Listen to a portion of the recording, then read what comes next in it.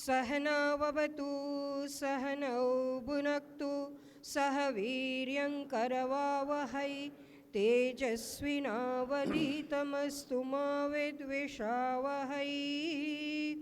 ॐ शान्ति शान्ति शान्तिः। हरिः ॐ श्रीगुरुभ्यो नमः। हरिः ॐ। હરિઓમ. અમદાવાદમાં આ હોલમાં ત્યારે પૂજ્ય સ્વામી તદ્રુપાનંદજીનું ચિંતન સત્ર એનો શુભારંભ થવાનો હોય છે ત્યારે વિચારોની વસંત જામતી હોય એવું લાગે છે અને શબ્દોના પુષ્પ ખીલી ઉઠશે એવો અહેસાસ આપણને સૌને થાય છે. આ હોલના આવા માહોલમાં આપ સૌનું સ્વાગત કરતાં હું ખૂબ ખૂબ આનંદ અનુભવું છું.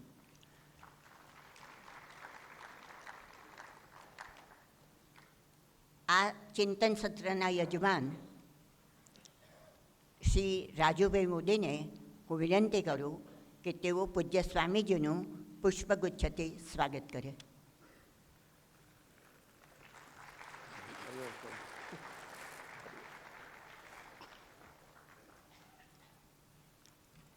પૂજ્ય સ્વામીજી એમના વિચારોથી જીવંત છે અને એમના ગ્રંથો એમાં એમના વિચારોનું બ્રહ્માંડ ખુલે છે.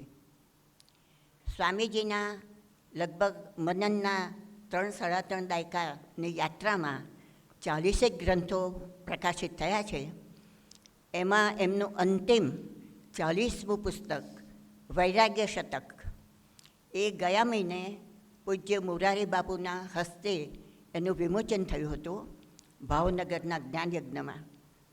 અને પૂજ્ય મોરારી બાપુએ પૂજ્ય સ્વામીજી વિશે વૈરાગ્ય શતક ગ્રંથના મુખ્ય વિષય વૈરાગ્ય વિશે અને ગ્રંથ વિશે લગભગ 1.5 કલાક સુધીનું વિશદ એવું વિવરણ કરી અને શ્રોતાઓને મંત્રમુગ્ધ કર્યા હતા.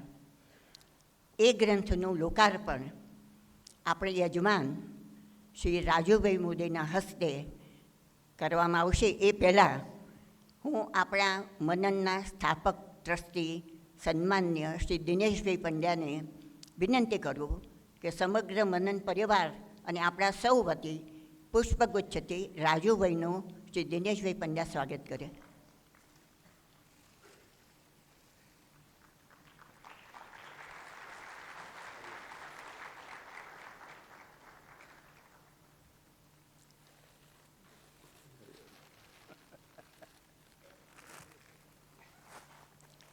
શ્રી રાજુભાઈને વિનંતી કરું કે તેઓ વૈરાગ્ય શતક ગ્રંથનું લોકાર્પણ કરે.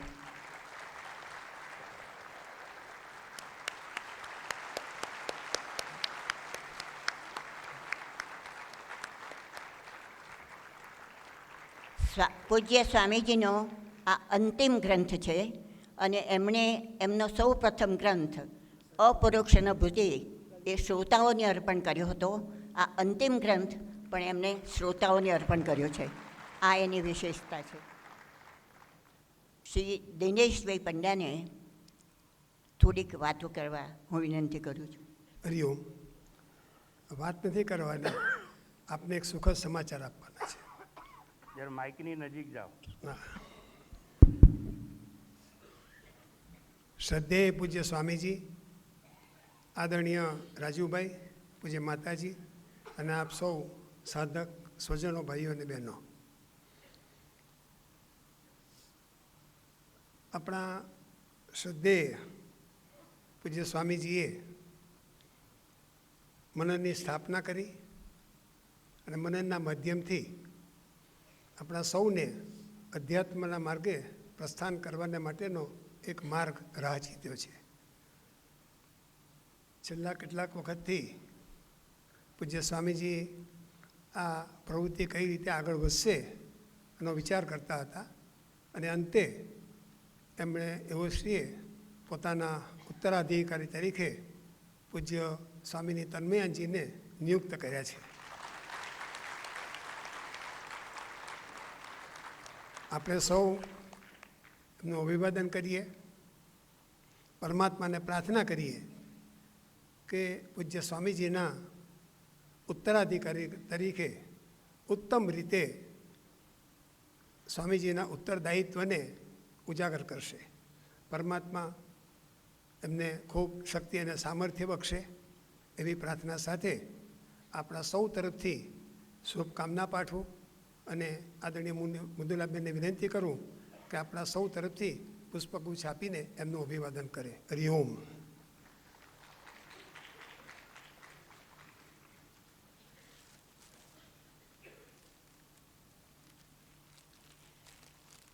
ઉત્તમાધિકારી એવા ઉત્તરાધિકારી પૂજ્ય તન્મયાનંદજીનો આપના સૌ વતી હું અભિવાદન કરું છું, સ્વાગત કરું છું, સન્માન કરું છું, આવકારું છું. આપણા સૌ વતી એમને અભિનંદન.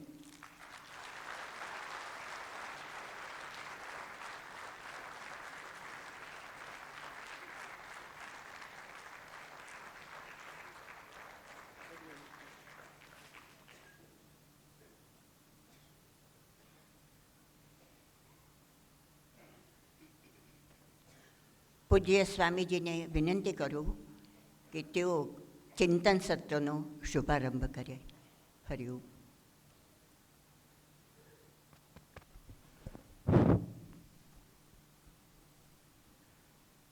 ઓમ શન્નો મિત્ર સંવરુણઃ શન્નો ભવત્વર્યમા શન્ન ઇન્દ્રો બૃહસ્પતિઃ શન્નો વિષ્ણુરુક્રમઃ નમો બ્રહ્મણે નમસ્તે વાયો ત્વમેવ પ્રત્યક્ષં બ્રહ્માસી ત્વામેવ પ્રત્યક્ષં બ્રહ્મ વદિષ્યામિ ઋતં વદિષ્યામિ સત્યં વદિષ્યામિ તન્મામવતુ તદ્વક્તારમવતુ અવતુ મામ અવતુ વક્તારમ.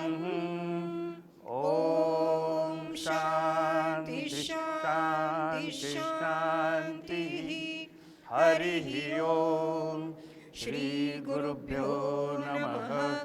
હરિ ઓમ. અસ્ખલિત નિરંતર સતત વહેતી સંવાદ સરિતાના બે મૌન કાંઠા છે અને એમાં એક કાંઠો છે અષ્ટાવક્રજી અને બીજો કાંઠો છે રાજા જનક. મિથિલાનો અધિષ્ઠાતા રાજા જનક મૌન કાંઠા ઊભા છે અને સંવાદની સરિતા અસ્ખલિત નિરંતર અવિરત વહેતી જાય છે. એવી રીતે અષ્ટાવક્ર ગીતાનો શુભારંભ થયો. એક ગુરુ છે, એક શિષ્ય છે અને બેની વચ્ચે વિવાદ નથી, વિતંડાવાદ નથી, માત્ર સંવાદની સરિતા વહેતી હોય છે. અને એ સંવાદની સરિતામાં આપણે ઘણા વર્ષોથી સ્નાન કરી રહ્યા છીએ અને એ સ્નાન કરતાં કરતાં પ્રકરણ એક આપણે પૂરું કરેલું અને બીજા પ્રકરણનો શુભારંભ કરેલો. આ બીજું પ્રકરણ છે એમાં શરૂઆતના 2 મંત્રો આપણે લીધેલા અને આજે મંત્ર ત્રીજાથી આપણે શુભારંભ કરવાના છીએ. પરંતુ સમયનો ખૂબ મોટો પ્રવાહ ચાલ્યો ગયો, વેણ વહી ગયા. એટલે કદાચ ગયા વર્ષે જે વાત કરી હતી એ બધી આપણી સ્મૃતિપટ પર તરત આવે નહીં અને માટે બીજા પ્રકરણના પ્રથમ 2 મંત્રો છે એની પાર્શ્વભૂમિકા આપને સમજાવવા માટે હું સ્વામીની તન્મયાનજી વિનંતી કરું કે આવે અને પાર્શ્વભૂમિકા આપે આપણને ચંદ મિનિટોની અંદર અને ત્યારબાદ આપણે મંત્ર ત્રીજા ઉપર શુભારંભ કરી અને સઘન ચર્ચા વિચારણામાં પ્રવેશ કરીશું. ઓમ સદાશિવસમારંભાં શંકરાચાર્ય મધ્યમાં અસ્મદાચાર્યપર્યંતાં વંદે ગુરુપરંપરાં. પરમ પૂજ્ય સ્વામીજીએ જણાવ્યું એ પ્રમાણે 2 મહાપુરુષોની બ્રહ્માનુભૂતિની અભિવ્યક્તિ એટલે અષ્ટાવક્ર ગીતા. અષ્ટાવક્રજી ગર્ભની અંદર જેમને વેદ જ્ઞાન કંઠસ્થ હતું એવા સર્વોત્કૃષ્ટ ગુરુ અને મિથિલાયામ પ્રદીપ્તાયામ નમે દયતી કિંચન એવી અનાસક્તિનો આહ્લેદ જગાવનાર ઉત્તમ શિષ્ય જનકજી છે. માટે જનકજી અષ્ટાવક્રજીના ઉદ્ઘાટન, અષ્ટાવક્ર ગીતાના ઉદ્ઘાટનની અંદર કોઈ સામાજિક, રાજકીય, સાંસારિક કે ધાર્મિક પ્રશ્ન પૂછતા નથી, પરંતુ પરમ કલ્યાણનું ઉત્તમ સાધન એવા જ્ઞાન વિશે પૂછે છે. અને પ્રથમ શ્લોકમાં માત્ર પ્રશ્નો કરે છે, એના ઉત્તર રૂપે સમગ્ર અષ્ટાવક્ર ગીતાનું જ્ઞાન પીરસાયું છે. એમાં પહેલા શ્લોકની અંદર પ્રશ્ન, બીજા શ્લોકની અંદર સાધનની વાત કરીને બાકીના 3 થી 20 શ્લોક પર્યંત આત્મતત્વનો ગહન ઉપદેશ જનકજીને આપવામાં આવ્યો. એવા ઉત્તમ અધિકારી હોવાને કારણે અર્જુનને જે વસ્તુ સમજતા 18 અધ્યાયનો ઉપદેશ આપવો પડ્યો એ માત્ર 18 શ્લોકની અંદર જનકજીએ આત્મસાત કરી લીધો. અને જ્યારે ઉપદેશ આપીને ગુરુ મૌન રહ્યા ત્યારે જનકજીએ પોતાની અભિવ્યક્તિ, આત્માનુભૂતિની અભિવ્યક્તિ જાહેર કરી અને સાથે સાથે ઇનડાયરેક્ટલી ગુરુ પ્રત્યેની કૃતજ્ઞતા પણ અભિવ્યક્ત કરી. અને બીજા અધ્યાયના પ્રથમ શ્લોકમાં પોતાની આત્માનુભૂતિ જાહેર કરતા કહે છે, અહો નિરંજનઃ શાંતઃ બોધોહમ પ્રકૃતે પરઃ. પહેલા અધ્યાયમાં કહેવામાં આવ્યું દેહાભિમાન પાશેન ચિરંબદ્ધોસી પુત્રક બોધોહમ જ્ઞાન ખડગેન તન નિષ્કૃત્ય સુખી ભવ. અર્થાત દેહાભિમાનના પાશથી બંધાયેલો તું મુક્તિની જો વાત કરતો હોય તો દેહાભિમાનને કાપી નાખ અને હું ચૈતન્ય સ્વરૂપ છું એ જાણી લે. એટલું કહેતાની સાથે જેમ એક ચિનગારી પડે અને લાખો ટન ઘાસની ગંજી હોય તો પણ બળીને ભસ્મીભૂત થઈ જાય, બસ એમ આવા શબ્દો સાંભળતાની સાથે જ જનકજીના હૃદયમાં રહેલા અજ્ઞાન વનનું દહન થઈ ગયું, ભ્રાંતિઓ સમાપ્ત થઈ ગઈ. અને આત્મસ્થ થયેલા જનકજી કહે છે, હું નિરંજન છું, અર્થાત હું નિર્દોષ છું, અસંગ છું. નિર્દોષ છું કારણ કે હું કરતા નથી, હું ભોગતા નથી. જે કરતા હોય એ પાપ કર્મ કરે, પુણ્ય કર્મ કરે અને પાપ કર્મ કરીને દોષી ઠરે. હું નિર્દોષ છું કારણ કે હું અસંગ છું. જાતિ, નીતિ, કુલ, ગોત્રથી પર, દેહાદી સંઘાતથી હું પર છું. નિરંજન શાંત, હું શાંત છું. શા માટે? જ્યાં વાસનાનો વંટોળ હોય ત્યાં કામનાનો કોલાહલ સ્વાભાવિક હોય છે, પરંતુ જનકજી કહે છે હું શાંત છું કારણ કે મારા શુદ્ધ સ્વરૂપની અંદર હું અકામ છું, નિષ્કામ છું, આપ્તકામ છું અને માટે હું શાંત છું. પ્રકૃતે હે પરહ, હું પ્રકૃતિથી પર છું, અર્થાત માયા કે માયા કાર્ય એવા દેહની મારે કોઈ સંબંધ નથી. જેમ આકાશ સર્વમાં હોવા છતાં સર્વથી અલિપ્ત અને અસંગ અને પર છે, એ પ્રમાણે હું પણ સર્વથી પર છું, માટે પ્રકૃતિથી હું પર છું. બોધોહમ, હું બોધ સ્વરૂપ છું, જ્ઞાન સ્વરૂપ છું, ચૈતન્ય સ્વરૂપ છું. પરંતુ એતાવંતમ અહમ કાલમ મોહે નૈવ વિડંબિત. પહેલા શ્લોકની અંદર જનકજી કહે છે કે હું આટલા વર્ષોથી ઠગાયેલો હતો, ભ્રાંતિમાં રખડતો હતો, હું પોતાને મળમાસનું એક આ પૂતળું એવું શરીર માનતો હતો અને એ માનીને હું ભટકતો હતો.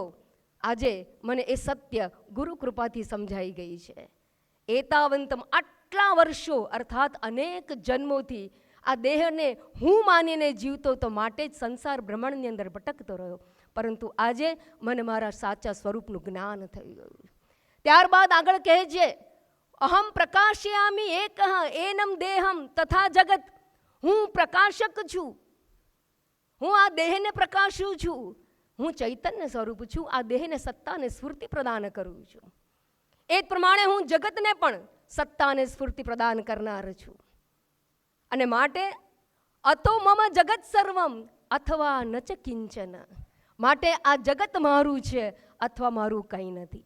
એમ કહીને બે દ્રષ્ટિકોણથી જનકજી પોતાની અનુભૂતિની વાચે આપતા કહે છે કે હું જો જગતને ધ્યાનમાં રાખીને કહું તો જગતનો પ્રકાશક છું, કારણ કે ચૈતન્ય સત્તા તરીકે હું રહેલો છું. મારા આધારે જગત છે, હું ચેતન અધિષ્ઠાન છું, જગત મારા ઉપર રજ્જુ સર્પવત માત્ર આરોપ છે. અને એવું હોવાને કારણે પ્રકાશક તરીકે જગત મારું છે, આ દેહ મારો છે, એમ જગત પણ મારું છે. પરંતુ વાસ્તવમાં જોવા જઈએ તો હું રજ્જુવત અધિષ્ઠાન છું. અધિષ્ઠાન ઉપર સર્પવત આરોપ જો જગત હોય તો વાસ્તવમાં જગત જેવું કંઈ નથી. માત્ર હું ચૈતન્ય સત્તા સ્વરૂપે જ રહેલ છું. એ બ્રહ્મ સ્વરૂપ હું છું. આવી અનુભૂતિ કરી અને ત્યારબાદ સ્વામીજીએ એક કવિની ઉક્તિ પણ કહી હતી આપણને, અને અંતે શબ્દો કહ્યા હતા કે તારું બધું જો હોય તો છોડી બતાવતું, તારું કશું ન હોય તો છોડીને આવતું. જનકજીએ પણ પોતાની એ જ અનુભૂતિ કહી, આ બધું મારું છે અથવા મારું કંઈ નથી. પણ આવું જે શબ્દ, આ બે વાક્યો છે, એ સમજવા માટે જનકજી જેવું હૃદય જોઈએ, શ્રદ્ધાયુક્ત, સંદેહ મુક્ત, અનાસક્ત હૃદય જોઈએ, અને અષ્ટાવક્રજી જેવા ગુરુ જોઈએ. આપણને સૌને સાંપ્રત સમયમાં અષ્ટાવક્રજી જેવા ગુરુ પૂજ્ય સ્વામીજી ઉપલબ્ધ છે, અને આપણે પણ બધું છોડીને એમના શરણે અહીંયા હાજર થયા છીએ. પૂજ્ય સ્વામીજીને વિનંતી કરું એમની વિચારધારાને અસ્ખલિત આગળ વધારે અને આપણને સૌને જ્ઞાન વર્ષાથી તૃપ્ત કરે, અને આપણે સૌ ચાતકની જેમ પ્રતિવર્ષ જે રાહ જોઈ રહ્યા છીએ એ સંતૃપ્તિને પ્રાપ્ત કરીએ એવી પ્રાર્થના સાથે વિરમું છું. હરિઓમ.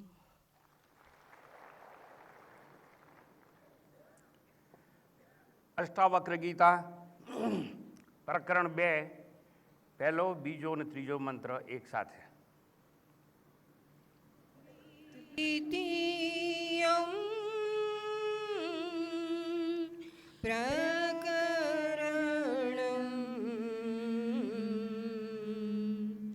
જનક ઉવાચ અહો નિરંજન શાંતઃ બોધોऽહં પ્રકૃતેઃ પરઃ એતાવન્तं અહં કાલં મોહેનૈવ વિડમ્બિતઃ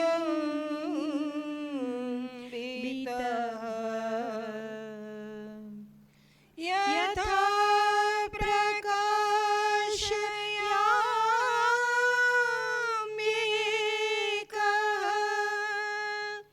દેહમેનૌ તથા જગત અતો મમ જગત સર્વં અથવા ન ચ કિંચન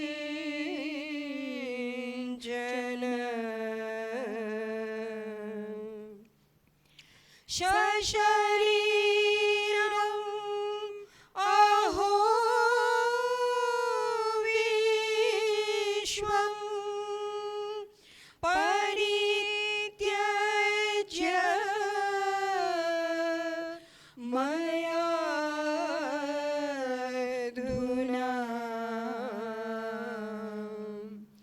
કુતશ્ચિત કૌશલાદેવ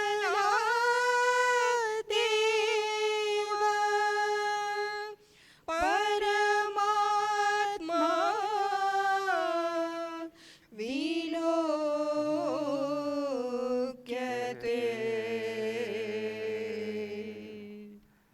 સશરીરમ અહો વિશ્વમ, અહો સશરીરમ વિશ્વમ પરિત્યજ્ય મયાધુના. જનકજી પોતાની આંતર દશાની અભિવ્યક્તિ કરે છે,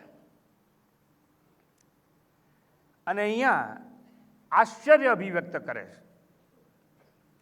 કુતશ્ચિત કૌશલાદેવ પરમાત્મા વિલોક્યતે. મને પરમાત્મા જણાય છે, પણ કોઈ કુશળ યુક્તિથી, કોઈ યુક્તિ વડે મેં પરમાત્મા જાણ્યો છે. અહો આશ્ચર્ય છે કે સશરીરમ વિશ્વમ પરિત્યજ. જનકજી કહે છે મેં શરીરનો ત્યાગ કર્યો છે, અને એકલા શરીરનો નહીં, સશરીરમ વિશ્વમ, શરીર સાથે જગતનો ત્યાગ કરજો. પરિત્યજ્યમ અધુના મયા, હવે મારા દ્વારા કોઈ કૌશલ્ય યુક્તિથી પરમાત્મા જણાય છે. પરમાત્મા મને દર્શનીય છે. આ જનકજીનો આશ્ચર્યપૂર્વક અપરોક્ષાનુભૂતિનો એકરાર છે. અપરોક્ષાનુભૂતિ ટેકનિકલ શબ્દ છે. અનુભૂતિ એક પ્રત્યક્ષ હોય, એક પરોક્ષ હોય, એક અપરોક્ષ હોય. જનકજીને એ આત્માનો અનુભવ થયો છે કે જે વાચાતીત છે, અને વાચાતીત છે એટલે અવર્ણનીય છે. ઉપનિષદોએ કહ્યું તેમ યતો વાચો નિવર્તન્તે અપ્રાપ્ય મનસાસ. વાણી ત્યાં પહોંચ્યા વગર એ બ્રહ્મને કે આત્માને સ્પર્શ કર્યા વિના જ્યાંથી પાછી ફરે. યતો વાચો નિવર્તન્તે અપ્રાપ્ય. અરે મન પણ ત્યાં પહોંચી શકતું નથી એ આત્માને જાણવા માટે. એટલે વાણી, મન, બધી ઇન્દ્રિયો એ બધા પાછા ફરી જાય. કેમ? આત્મા પ્રત્યક્ષ નથી. પ્રત્યક્ષ હોય તો એનું ઇન્દ્રિય ગમ્ય જ્ઞાન થાય. એક વસ્તુ એવી છે કે જે સગુણ હોય, સાકાર હોય, દ્રશ્ય હોય તો એનું વર્ણન થઈ શકે. કોઈ ગુણ જ ના હોય એનો, કોઈ આકાર ના હોય એનો, એ પોતે દ્રશ્ય વસ્તુ ના હોય, એનું વર્ણન કેવી રીતે થાય? એટલે કે જે અવર્ણનીય છે. અને જે અવર્ણનીય હોય, વાચાતીત હોય, અદ્રશ્ય હોય, એને દેશ અને કાળનું બંધન ના હોય. દાખલા તરીકે સાકાર એટલે આ એક ઘડિયાળ છે, એ સાકાર છે, તમને આંખે દ્રશ્ય છે, એ આ ઘડિયાળ મેં મૂક્યું એટલે એક જગ્યાએ આ ઘડિયાળ છે. એક જગ્યાએ છે એટલું જ નહીં, એક સમયમાં એક સ્થળે આ ઘડિયાળનું અહીં સ્થાન છે. શા માટે? સાકાર છે માટે. હવે જનકજી પોતાની આંતર અભિવ્યક્તિ રજૂ કરવા માટે એક જ શબ્દનો પ્રયોગ કરે છે, અહો. એટલે આશ્ચર્ય. આશ્ચર્ય સિવાય કંઈ કહી શકાય નહીં. અહો સશરીરમ વિશ્વમ પરિત્યજ્ય. શરીર સાથે મેં જગતનો ત્યાગ કર્યો છે. આ બહુ મોટી વસ્તુ છે. આ શરીર છે આપણું, એનો ત્યાગ કેવી રીતે કરી શકાય? પહેલામાં પહેલી વાત, ત્યાગ આપણે એનો કરી શકીએ જેનો આપણે સ્વીકાર કર્યો હોય. જનક કહે છે અહીંયા, હું શરીર છું કે શરીર મારું છે. હું શરીર છું એટલે અહંભાવ, હું શરીર છું. આપણે બધા એમાં પરોવાયેલા છે, અને કાં તો આ શરીર મારું છે એવું માનીએ છીએ. મારું છે એટલે નવડાવીએ, ધોવડાવીએ, શૃંગાર કરીએ, સારા કપડાં પહેરાવીએ, એટલું જ નહીં. હું શરીર છું તો શરીરના સગા એ મારા છે, અને હું શરીર છું તો સગા નથી, પરાયા છે. મારા પરાયાનો ભાવ પણ છે. જનકજી કહે છે મેં સ્વીકાર કર્યો જ નથી કે હું શરીર છું, અને છતાં મેં ત્યાગ કર્યો છે. હું સમજુ છું, કારણ કે પહેલા અધ્યાયમાં ઉપદેશ અપાઈ ગયો. હવે આ જો ઉપદેશ અપાઈ ગયો હોય પહેલા અધ્યાયમાં અને જનકજીને સમજાઈ ગયું હોય કે હું શરીર નથી અને દેહ મારો પણ નથી, શરીર સાથેનું સઘન તાદાત્મ્ય, very strong identification with not self or physical gross body, અને એના લીધે આપણે માનવા લાગ્યા હું શરીર છું, શરીર છું, શરીર છું. હું શરીર છું તો મારો જન્મ છે, અને જન્મ છે તેનું મૃત્યુ છે. હું શરીર છું તો મારે જન્મ અને મોતનું ચક્ર છે. હવે હું શરીર છું તો જન્મ મૃત્યુનું ચક્ર છે, એટલે દેશકાળનું બંધન છે. કોઈ પણ વસ્તુની ઉત્પત્તિ થાય અથવા એનો જન્મ થાય એટલે એ જન્મ થતાની સાથે વિનાશવાળું છે એમ પ્રૂવ થઈ જાય. કારણ કે શરીરને સાકાર છે ને સાકાર છે એટલે દ્રશ્ય છે. અહીં જનકજી એવું કહ્યું કે મેં સશરીર શરીર સાથે આખા વિશ્વનો ત્યાગ કર્યો છે. હવે બે વસ્તુ છે, શરીર મારું છે, હું એનો માલિક છું, એવી ભ્રાંતિમાં જો આપણે જીવતા હોય તો ત્યાગની વાત સાચી ઠરે. જ્યારે સમજાઈ જાય કે હું શરીર નથી તો શરીરનો ત્યાગ થાય કઈ રીતે? અને છતાં જનક જો કહેતા હોય કે મેં શરીરનો ત્યાગ કર્યો છે, એટલું જ નહીં આખા જગતનો ત્યાગ કર્યો છે, તો જગતને પણ આપણે સત્ય માનીએ છીએ. અને જગતને સત્ય માની તો એનો ત્યાગ થાય કઈ રીતે? આ કોઈ ભૌતિક ત્યાગની વાત નથી, પરંતુ જગત છે, સંસાર છે, એના બાધને જનક ત્યાગ રૂપે એ સમજાવે છે. આત્મજ્ઞાનમાં જગતનો બાધ થઈ શકે.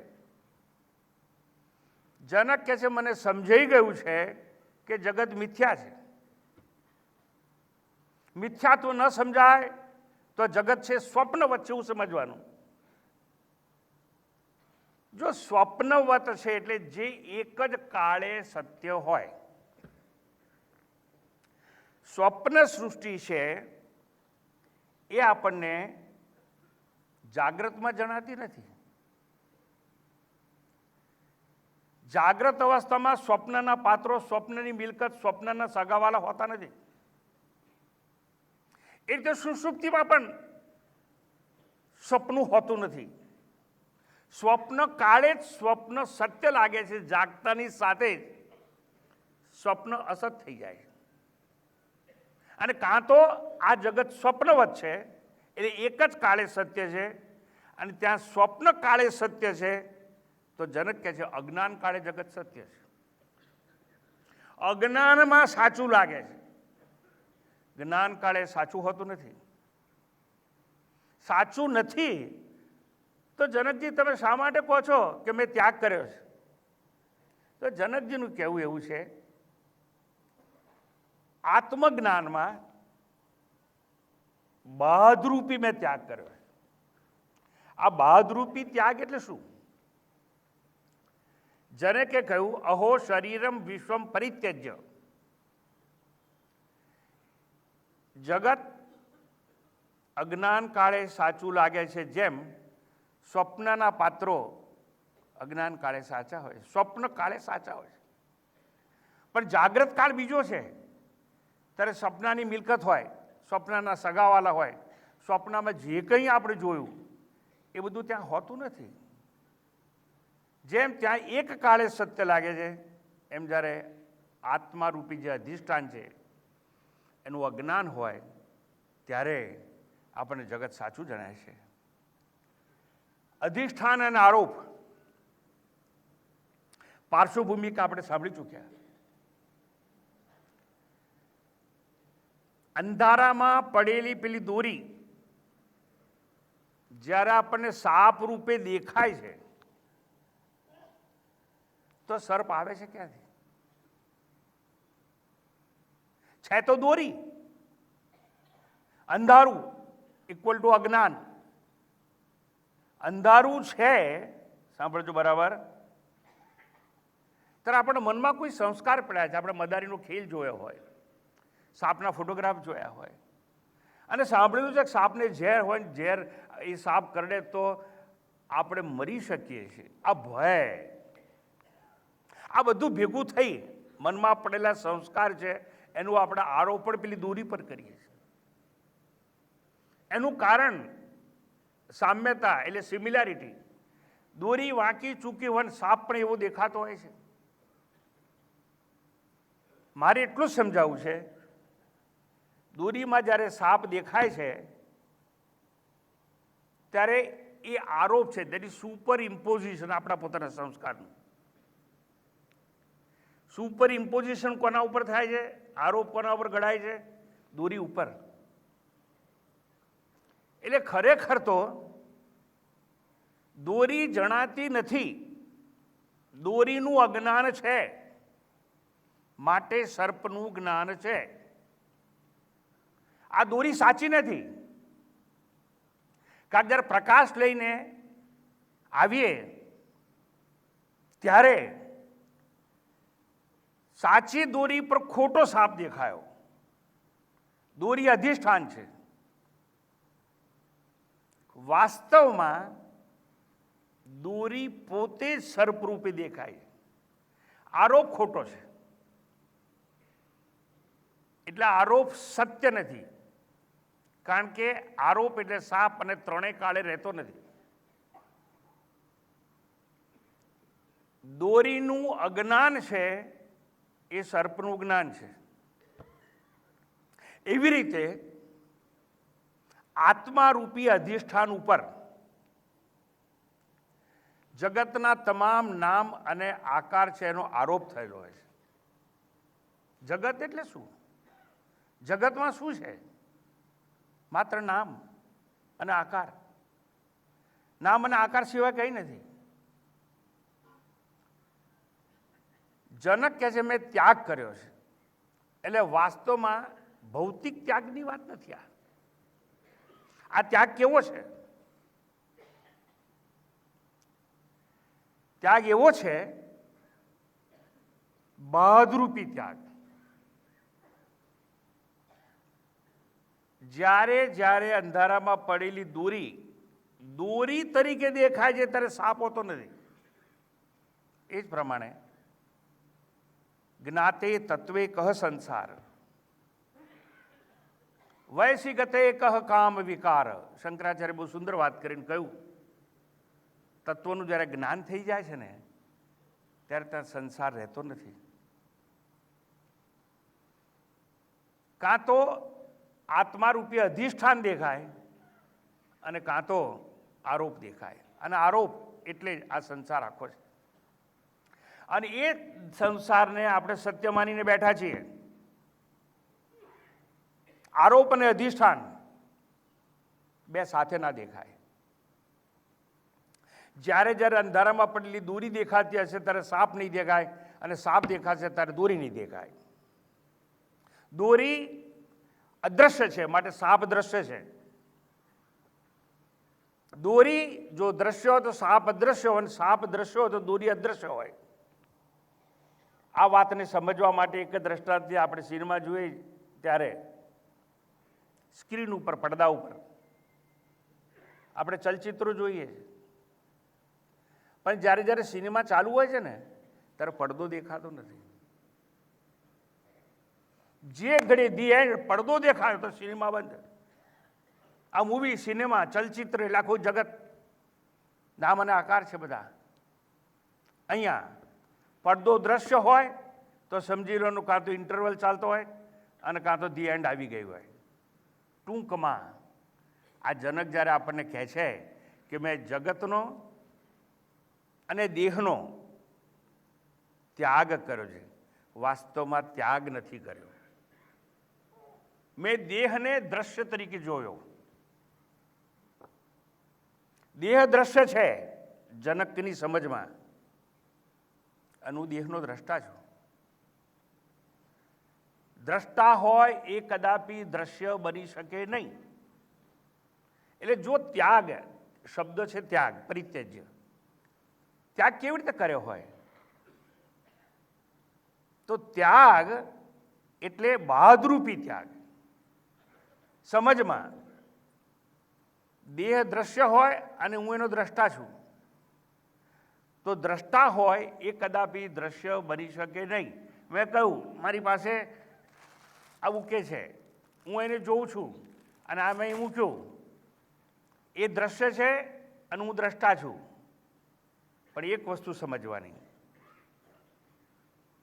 કે દ્રષ્ટા હોય એ હંમેશા ચેતન હોય. આ દ્રશ્ય છે ને, ફ્લાવર વોશ છે, એ પોતે કહેતું નથી કે હું આવું છું. સૂર્ય કહેતો નથી કે હું સૂર્ય છું. ચંદ્ર કહેતો નથી કે હું ચંદ્ર છું. પૃથ્વી કહેતી નથી કે હું ગોળ છું. પણ પૃથ્વીનો દ્રષ્ટા કહે છે કે પૃથ્વી ગોળ છે.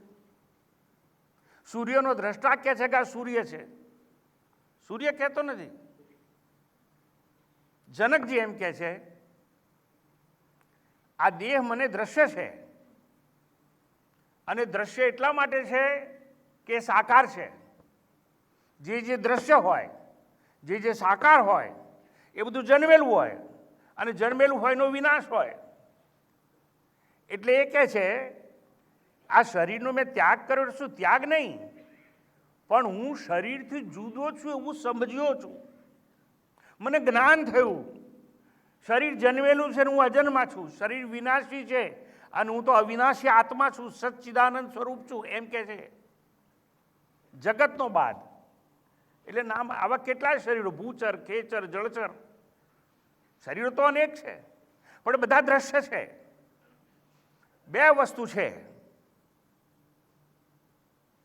દ્રષ્ટા હોય એ કદાપી દ્રશ્ય બની શકે નહીં. હું બહાર નીકળી અને એક ઝાડને જોતો હોઉં તો ઝાડ દ્રશ્ય છે, હું દ્રષ્ટા છું, તો ઝાડને જોવાથી હું કંઈ ઝાડ બનતો નથી. અત્યારે તમે બધા બેઠા છો, કોઈ પુરુષ સ્ત્રીને જુએ તો સ્ત્રી નથી બનતો, ને સ્ત્રી પુરુષને જુએ તો બનતો નથી. એમાં બે વસ્તુ બને છે, દ્રશ્ય અને દ્રષ્ટા વચ્ચે. સામે એક લીમડાનું ઝાડ છે, હું જોઉં છું જ્યારે, ત્યારે લીમડાનું ઝાડ દ્રશ્ય છે, પણ એને જોવાથી હું લીમડો બનતો નથી. અને બે અલગ અલગ છે, હું સમજવું તો કઈ રીતે સમજાય? દ્રશ્ય અને દ્રષ્ટા વચ્ચે દેશ અને કાળમાં અંતર છે. There is physical distance in time, in space. આ સામે બુકે પડે છે, મને દેખાય છે, પણ એની અને મારી વચ્ચે અંતર છે. ધારો કે 5 ફૂટનું અંતર હોય તો એ ડિસ્ટન્સ છે, દેટ ઇઝ ઇન સ્પેસ. પણ આ બુકે લેવા માટે મારે ધારો કે 2 સેકન્ડ વાપરવી પડે તો that is distance in time. Janak કહે છે હું તો દેશ અને કાળથી મુક્ત છું. કેમ દેશ અને કાળથી મુક્ત છું? હું જન્મ્યો જ નથી, અને જન્મ છે ને એ હંમેશા કાળમાં થાય. જે કંઈ કાળમાં ઉત્પન્ન થાય, જે કંઈ કાળમાં જન્મે, યાદ રાખવાનું એ બધું કાળમાં વિનાશને પ્રાપ્ત થતું હોય છે. જનક કહે છે હું એ શરીરથી જુદો, શરીરની અંદર રહું છું પણ શરીરને અડતો નથી, નડતો નથી, એવો આત્મા છું. એવું મને પરમાત્મા વિલોકે દે, એવું પરમાત્મા હું છું એવું મને જ્ઞાન થઈ ગયું છે. અને એવું જ્ઞાન થવાથી હું કહું છું કે મેં વિશ્વનો અને જગતનો ત્યાગ કર્યો છે. હું તો કાળાતીત છું, કાળમુક્ત છું. હવે એક નાની વસ્તુ સમજી લઈએ. What is time? કાળ એટલે શું? Time is concept of mind. કાળ છે મનની વિભાવના છે. હવે આ કાળ, સમય મન દ્વારા જ અનુભવાય. જ્યાં મન નથી ત્યાં કાળ નથી. સુષુપ્તિમાં તમારું મન નથી, એટલે કેટલો સમય તમે ઊંઘી ગયા છો તમને ખબર નથી. તમે જાગો છો ત્યારે ઘડિયાળ જુઓ, ઓહ આટલા વાગ્યા ને આટલો સમય થઈ ગયો છે. Continuous unbroken flow of thought is nothing but mind. મન છે એ જ સમયની વિભાવના અચ્છા સમયનો અનુભવ કરે છે. જાગીએ ત્યારે આપણને ખબર છે ટાઈમ કેટલો ગયો, સપનામાં એ ખબર નથી, અને સુષુપ્તિમાં તો કાળ જણાતો નથી આપણને. હવે મારે એટલું સમજાવવું છે, સુષુપ્તિમાં કાળ નથી કારણ કે ત્યાં મન નથી. અને મારા શુદ્ધ, જનક કહે છે મારા શુદ્ધ આત્મ સ્વરૂપમાં મન નથી. મન નથી તો કાળ નથી, અને કાળ નથી તો કોઈનો જન્મ નથી. જે કોઈની ઉત્પત્તિ થાય, જે કંઈ જન્મે છે એ કાળમાં છે. અને જનક સમજી ગયો છે પરમાત્મા વિલોક્યતે એટલે હું કાળાતીત છું, કાળથી મુક્ત છું, કારણ કે હું જન્મ્યો નથી. કાળથી મુક્ત, કાળાતીત છું, કારણ કે જન્મ્યો નથી એટલે મારે આકાર નથી, ને આકાર નથી એટલે નામ નથી, નામ નથી એટલે મારો નાશ નથી. એમાં દેશ અને કાળથી હું મુક્ત છું. એટલે જનકનું કહેવું બીજું છે, મારો કોઈ કાળે અભાવ નથી. પરમાત્મા કેવો છે? શાશ્વત છે, કોઈ કાળે અભાવ નથી. એટલે કે આવી રીતે હું પરમાત્માનું અવલોકન કરું, પરમાત્માને જાણું છું. વિલોક્યતે આવી રીતે પરમાત્મા એટલે મેં મને જાણ્યો કે મારો અભાવ નથી. એક વસ્તુ સમજી લેવાની, જે જન્મે છે કે જેની ઉત્પત્તિ થાય છે એનો અભાવ હોય. બે જાતના અભાવ હોય. જન્મ પૂર્વેનો, એટલે આપ સૌ બેઠા છો, આપની એક જન્મ તારીખ હોય. એ જન્મ તારીખ પહેલાં તમારું શરીર હતું તો કે ના? મૃત્યુ પછી રહેશે તો કે ના? પણ આ શરીરનો અભાવ એટલે નોન એક્ઝિસ્ટન્સ. જન્મ પહેલા અભાવ હતો એટલે નહોતું શરીર, મૃત્યુ પછી નહીં રહે એટલે ત્રણેય કાળે રહેતું નથી, એટલે શરીર તો અસત છે. આવી રીતે શરીરનું અસત્યત્વ જાણી અને પેલો કહે છે કે મેં શરીર સાથે જગતનું બાદ કર્યું છે. શરીરનું અનિત્યત્વ જાણવું. શરીર જન્મ પૂર્વે નહોતું, મૃત્યુ પછી નહીં રહે, પણ વચ્ચે વચ્ચે દેખાય છે. ઉપનિષદો કહે છે વર્તમાને બી તત્થતા. વચ્ચે વચ્ચે માત્ર દેખાય, પહેલા નહોતું અને નહીં રહે તો વચ્ચે વચ્ચે દેખાય ખરું, પણ એ સત્ય હોઈ શકે નહીં. આવું ઉપનિષદો ગ્રંથ તત્વ રહસ્ય આપણને સમજાયું છે. જનકજી કહે છે પ્રાયર નોન એક્ઝિસ્ટન્સ એટલે જન્મ પૂર્વેનું અનસ્તિત્વ, અને પોસ્ટીરિયર નોન એક્ઝિસ્ટન્સ એટલે મૃત્યુ પછીનો અભાવ. એ બેમાંથી કોઈ અભાવ મને છે નહીં. હું તો શરીરના જન્મ પૂર્વે પણ હતો, મૃત્યુ પછી પણ રહેવાનો છું. મારો વિનાશ થઈ શકે નહીં. જે કંઈ જન્મે છે એ વિનાશી હોય, જે કંઈ જન્મે છે કાળચક્રબદ્ધ હોય. કાળચક્ર એટલે કાળમાં જ ઉત્પત્તિ થાય, કાળમાં જ જન્મ થાય અને કાળમાં જ વિનાશ થાય. એટલે જેને પ્રાગભાવ અને પ્રધ્વંસ સ્વભાવ હોય તે સર્વ નામ અને આકાર, જગતમાં જેટલા જેટલા નામ છે, જેટલા જેટલા આકાર છે, જે કંઈ જન્મે છે જેની ઉત્પત્તિ હોય એ બધું વિનાશી છે. જનક કહે છે એવો હું પરમાત્મા સચ્ચિદાનંદ અજન્મા છું. અજન્મા એકલો નહીં, નિરાકાર છું. હવે જો નિરાકાર જે વસ્તુ હોય ને એ જ અધિષ્ઠાન બની શકે. સાકાર હોય પણ બની શકે. પણ અહીંયા જનકજી જે વાત કરે છે તે આકાશને કોઈ આકાર છે નહીં, આકાશ અસીમ છે. આકાશ નિરાકાર છે. નિરાકાર છે છતાં તમામ સાકારને આધાર આપે છે. આકાશ નિરાકાર છતાં ગ્રહો, નક્ષત્રો, સૂર્ય, ચંદ્ર, સિતારા આ બધાનો આધાર છે આકાશ.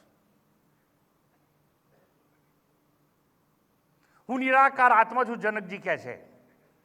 અને આકાર છું માટે સાકાર દેહ, પછી ભૂચર, ખેચર, જળચર ગમેનો દેહ હોય, સાકાર નામ અને આકાર આ બધાનું અધિષ્ઠાન છું. જગત અને સાકાર દેહ એ મારા પર આરોપ છે, અને આરોપ કદાપી સત્ય ના હોય. આરોપ મિથ્યા છે, એટલે માત્ર અજ્ઞાન કાળે જ આરોપ અનુભવાય. આત્મજ્ઞાનમાં જે જાગી જાય છે એને જગત દેખાતું નથી. દેહ અને જગતનું અનિત્યત્વ એટલે નાશવાન છે બંને. દેહ પણ નાશવાન અને જગતમાં જેટલા જેટલા નામ છે, જેટલા જેટલા આકાર છે એ નાશવાન છે, એટલે અનિત્યત્વ કહેવાય ને. પછી દેહ અને જગતનું અસત્યત્વ, એક નાશવાન છે તે અસત્તત્વ એટલે જે ત્રણેય કાળે ના હોય તે. જેટલા જેટલા નાકામ, જેની જેની ઉત્પત્તિ થઈ એ ઉત્પત્તિ અને વિનાશ બેની વચ્ચે વચ્ચે જ હોય છે. પહેલા હોતા નથી, કારણ કે લોકોનો અભાવ હોય છે માટે. એટલે જગતનું અનિત્યત્વ એટલે નાશવાનપણું, જગતનું અસત્યત્વ અને જગતનું મિથ્યાત્વ, અને ચોથું આવે સ્વપ્ન તત્વ. મિથ્યાત્વ એટલે શું?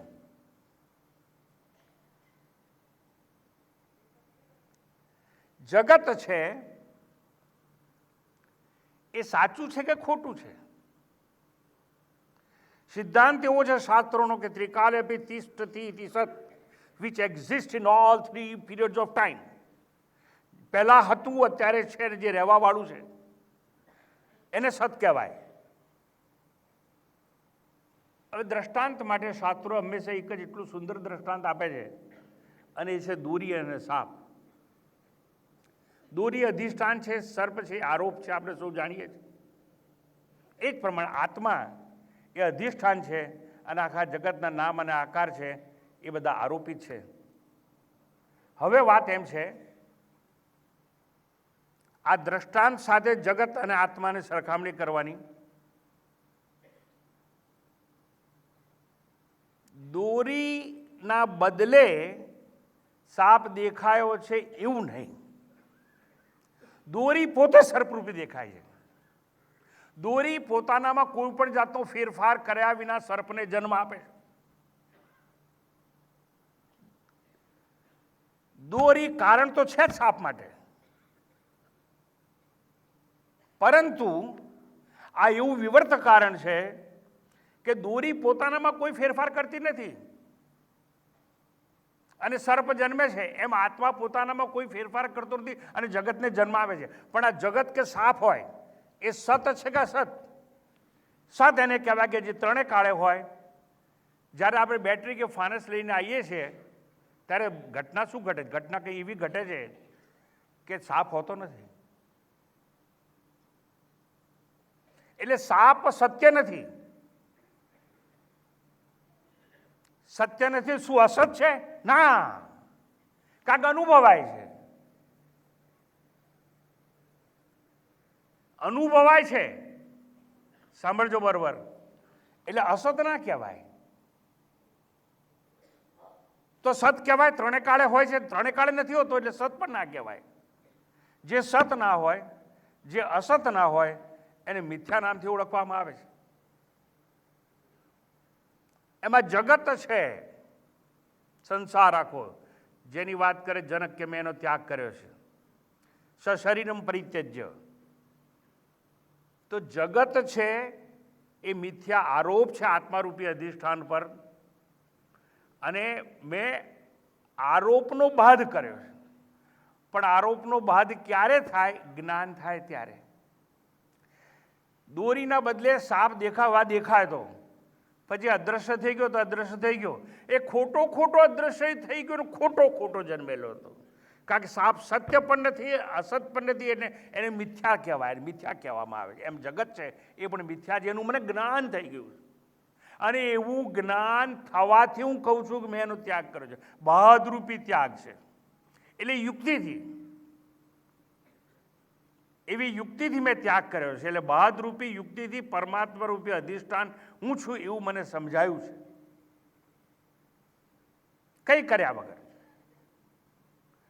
એક દેશનો રાષ્ટ્રપતિ હોય એ બહારથી આવે અને પોતાના ઘર પાસે હોય, રાષ્ટ્રપતિ ભવનમાં એન્ટર થાય, એ પેલા ઘંટડી મારે, એની વાઈફ અંદર છે, એ પૂછે કોણ? તો કે રાષ્ટ્રપતિ. Shut up, you are simple પતિ, નોટ રાષ્ટ્રપતિ. હવે જો એનો દ્રષ્ટિકોણ આખો બદલાઈ ગયો. અંદરથી બેને એને નડ્યા વગર એને રાષ્ટ્રપતિમાંથી પતિ બનાવી દીધો. એવી રીતે જ્ઞાન એક એવી વસ્તુ છે, આત્મજ્ઞાનની અંદર જગતને સ્પર્શ કર્યા વિના એનો બાદ કરી શકાય. સર્પનું જ્ઞાન દોરીનું જ્ઞાન થતાની સાથે સર્પ ત્યાં બચે નહીં. કારણ કે જ્ઞાન અને અજ્ઞાન they are just opposite to each other, therefore they cannot exist at one time at one place simultaneously. આપણે સ્વિચ દબાઈએ એટલે અજવાળું થાય, તો પહેલાં અંધારું ગયું પછી અજવાળું નહીં, એવું નહીં. બંને એકબીજાના વિરોધી છે, એમ જ્ઞાન અને અજ્ઞાન પણ એકબીજાના વિરોધી છે. દોરીનું અજ્ઞાન હતું એટલે સર્પનું જ્ઞાન છે, અને સર્પ છે એનું જ્ઞાન હોય ત્યાં સુધી દોરીનું અજ્ઞાન હોય. એમ જ્યાં સુધી મિથ્યા જગત છે ને સત્ય માનતા રહીશું ત્યાં સુધી આત્મારૂપી અધિષ્ઠાન છે એ સાચું છે એવું માની શકાશે નહીં. આટલા તમે બધા બેઠા છો, એમાંથી એક નાનકડો પ્રશ્ન કરું છું. તમારામાંથી રમણભાઈ જેનું નામ હોય લોકો હાથ ઊંચો કરે. રમણભાઈ નામ હોય લોકો હાથ ઊંચો કરે. કોઈ છે ભાઈ? એટલે કોઈનું નામ રમણ નથી આમાં?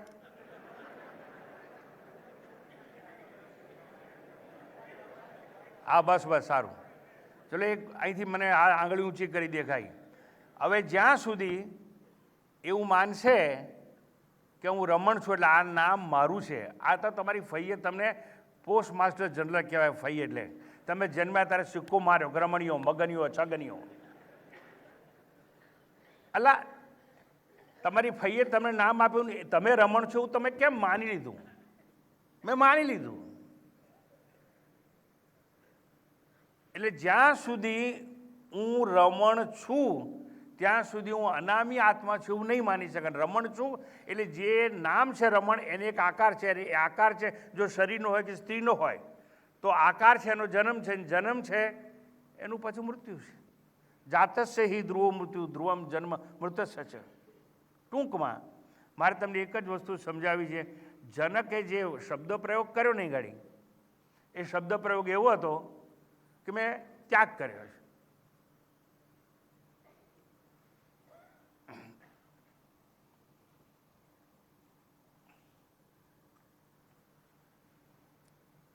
આ દેખાય છે ભાઈ? હા કે ના? ફરથી આપણે દોસ્તી થઈ ગઈ છે. દેખાય છે હા કે ના? સરસ. જો આ ગ્લાસ મેં ઊંચો કર્યો તમને દેખાતો હોય, બોલો. આ ઘડિયાળ દેખાય છે હા કે ના? દેખાય છે એનો અર્થ કે પ્રકાશ છે. મારે જે સમજાવવું છે તે દેખાય છે એટલે પ્રકાશ છે. પ્રકાશ ના હોત તો આ વસ્તુ તમને દેખાત નહીં આંખે. હું બોલું છું સંભળાય છે કે નહીં? એટલે હા કે ના? તો સાબિતી છે કે આકાશ છે. Space is media. હું જે શબ્દ બોલું છું એ તમારા કાન સુધી પહોંચ્યો હોય, પણ મેં તમને શું કીધું? સંભળાય છે કે નહીં? તમે કીધું હા. જો તમે કીધું કે મને સંભળાય છે તો મારે એટલું જ સાબિત કરું છું આકાશ નામની વસ્તુ છે. હવે તમને કહી દઉં, આ પ્રવચન શરૂ થયું ને એ પહેલાં પહેલી રો છે ને, જે સૌથી પહેલી, ત્યાં મેં આ લોકોને કહ્યું હતું કે ગુલાબનું અત્તર નાખી દેજો. એટલે ત્યાં બધે પેલી છેલ્લી લાઈનથી ત્યાં સુધી મેં છંટાયું હતું 2 કલાક પહેલાં. હવે તમારામાંથી કોઈ એવું છે કે જેને ગુલાબની સુગંધ આવે ત્યાં? પેલી બાજુ પેલી લાઈનમાં. ચાલો, કોઈ હાથ ઊંચો કરે. સાંભળો, મારે શું કહેવું છે એટલું સમજો. જો ગંધ છે તો વાયુ છે સાબિત થઈ ગયું. અહીં ગુલાબનું ફૂલ પડ્યું કે મોગરા હોય કે રાતરાણીનું ફૂલ પડ્યું હોય અને હું એમ કહું કે મને સુગંધ આવે છે, તો સુગંધ આવે છે કારણ કે વાયુ છે. સમજાય છે? એના ઉપરથી વાયુ આવે તો જ મારા નાક સુધી સુગંધ પહોંચી શકે. તમે આટલા બધા બેઠા છો, તમે કોઈને વસ્તુનો સ્વાદ તો કર્યો જ હશે ને. અલા જલેબી કેવી તીખી હોય કે ખાટી હોય? જલેબી કેવી હોય, તીખી કે ખાટી? ઓ, તમને ખબર છે કે ગળી હોય? તો જો સ્વાદ નામની વસ્તુ છે તો જળ છે. કોઈ પણ પદાર્થમાં જળ તત્વ ના હોય તો તમને સ્વાદ આવી શકે નહીં. મારે જળ સમજાવું, જળ છે તો સ્વાદ. તમે તમારી જીભ ઉપર પ્લાસ્ટિકનું કોટિંગ મૂકી દો ને તો કોઈ સ્વાદ નહીં આવે. સારું, આમ પ્રકાશ, વાયુ, જળ, આકાશ અને પૃથ્વી આ બધું છે કે નહીં? છે. હોય તો જગત હોય. અને એક વસ્તુ સમજાવવા માંગે છે જનક, કોઈ પણ વસ્તુ અસ્તિત્વમાં હોય તો એને બનાવનાર હોવો જોઈએ. જે વસ્તુ આંખે દ્રશ્ય છે, સર્જન છે તો સર્જનહાર છે. જગત છે, સાંભળજો, પરંતુ આ જગત ડીપ સ્લીપમાં, સુષુપ્તિમાં હોતું નથી. અને જાગ્રત અવસ્થામાં જો દેખાતું હોય જગત તો જગત સત્ય નથી, કારણ કે ત્રણેય કાળે રહેતું નથી. એટલું જ નહીં, આ જગત પ્રલય કાળે પણ હોતું નથી. એટલે જે જગત કે જે સંસાર પ્રલય કાળે ના હોય, સત્ય હોત જગત તો સુષુપ્તિમાં અનુભવાતું હોત. પણ સુષુપ્તિમાં તો આપણો અનુભવ છે કે આઈ ડોન્ટ નો એનીથિંગ, અહમ કિમપી ને જાનામી, હું કંઈ જાણતો નથી એવો અનુભવ છે આપણો. તો જગત ત્રણેય કાળે તો છે જ નહીં. અજ્ઞાન કાળે જ અસ્તિત્વમાં છે ને અજ્ઞાન કાળે જગત ભાસે છે. એટલે જગત સત્ય નથી. હવે આવી જગતની અનિત્યતા, અસત્યતાને જાણવું એ ત્યાગ છે. જગતના મિથ્યાત્વનું જ્ઞાન થવું એને આગળ ત્યાગ કહેવામાં આવે છે. જગત ત્રણે કાળેથી, સંસાર ત્રણે કાળેથી અજ્ઞાન કાળે જ અનુભવાય છે. જેમ સ્વપ્ન સૃષ્ટિ એક જ કાળે અનુભવાય, જાગીએ ત્યારે સ્વપ્ન હોતું નથી. સુષુપ્તિમાં સ્વપ્ન હોતું નથી. એટલે જગતને કે સંસારને સ્વપ્નવત, આ જનક કહે છે સંસાર સ્વપ્નવત છે. એવું મેં જાણ્યું, એવું મેં અનુભવ્યું. આવી રીતે જગતના બાદરૂપી ત્યાગની વાત છે. અધુના મયા કુતશ્ચિત કૌશલાત એવ પરમાત્મા વિલોકે છે. અને જગતનો બાદ થવાથી મને પરમાત્માનું દર્શન થયું છે, એવું આ જનક આપણને સમજાવવા માગે છે. અને આ જગતનું મિથ્યાત્વ એટલે શું? સાગર જાદુ કી જહાં जुठा पर शोरा नाम रूप गुण सब गलत जाग जाग मन जाग. નરસિંહ કહે છે જાગીને જોઉં તો જગત દિશે નહીં, ઊંઘમાં અટપટા ભોગવા છે. આ જનક કહે છે પરમાત્મા વિલોકે છે. મને પરમાત્મા કે પરમાત્મા રૂપે જગતનો બાદ થતા જાણ્યો, સર્પનો બાદ થતા હું દોરીશ એવું મેં જાણ્યું. એમ મયા કુતશ્ચિત કૌશલાત. જુઓ, એક વસ્તુ કહી દઉં, જનકને જે પરમાત્માનું જ્ઞાન થયું, જે જાણ્યું એને કે હું સચ્ચિદાનંદ સ્વરૂપ આત્મા છું, કે સત્યમ જ્ઞાનમ અનંતમ બ્રહ્મ છું, એવું જેણે જાણ્યું, આખા જગતના અધિષ્ઠાન આત્માને જાણ્યો, એ કોઈ કર્મથી જાણ્યો નથી, કોઈ ક્રિયાથી જાણ્યું નથી. જાણવાનું એટલે જ્ઞાન થવું. એ જ્ઞાન કોઈ કર્મથી પેદા થઈ શકે નહીં. કોઈ પણ કર્મ દેશ અને કાળમાં, મેં 6 વાગે ધારો કે બોલવાનું શરૂ કર્યું અને 7 વાગે હમણાં હું પૂરું કરીશ, તો મારું બોલવાનું કાર્ય સમયમાં શરૂ થયું, સમયમાં પૂરું થયું. તમારું સાંભળવાનું કામ સમયમાં શરૂ થયું, સમયમાં પૂરું થવાનું. પછી હું એક સ્થળે બેસીને બોલું છું, એટલે મારું બોલવાનું કાર્ય એક સ્થળમાં છે, તમારું સાંભળવાનું કામ પણ એક સ્થળમાં છે. એટલે કોઈ પણ કર્મ, પછી જ્ઞાનેન્દ્રિયનું હોય કે કર્મેન્દ્રિયનું કર્મ હોય, કર્મ હંમેશા દેશ અને કાળમાં હોય છે. અને આત્મા તો દેશ અને કાળથી મુક્ત છે, કારણ કે આત્મા જન્મ્યો નથી. તો જે દેશ અને કાળથી મુક્ત હોય એ કર્મથી પ્રાપ્ત કઈ રીતે થઈ શકે? કારણ કે આત્મા તો જ્ઞાન સ્વરૂપ છે. એટલે શાસ્ત્રોએ કહ્યું વસ્તુ સિદ્ધિ વિચારેણ ન કિંચિત કર્મ કોટી બી. એટલે કરોડો કર્મોથી કંઈ જ્ઞાન થાય નહીં. પેલો સાપ હતો ને, એ સાપને દૂર કરવો તો એક જ રસ્તો, ફાનસ કે બેટરી જ લાવવી પડે. ત્યાં જપમાળા કરો તો સાપ જાય નહીં અને દૂરી દેખાય નહીં. એમ આત્માનું દર્શન કરવું હોય તો કોઈ કર્મથી થાય નહીં. બીજું, આત્મા પ્રાપ્ત છે, પ્રાપ્તિ છે. આત્મા તમને મળેલો છે, કોઈ એવું નથી જેની પાસે આત્મા નથી. તો જે એક વસ્તુ આપણને મળેલી હોય ફરતી કેવી રીતે મળે? એક માથું ભગવાને આપ્યું છે ને આપણે રોજ જપ કરે કે મને એક માથું આપે, એક માથું આપ, તો માથું આપે નહીં. અપ્રાપ્ત વસ્તુ એની પ્રાપ્તિ થાય. તમને જે ન હોય એ તમને મળી શકે, અને ન હોય એ મેળવવા માટે કર્મ કરવું પડે, બરોબર છે.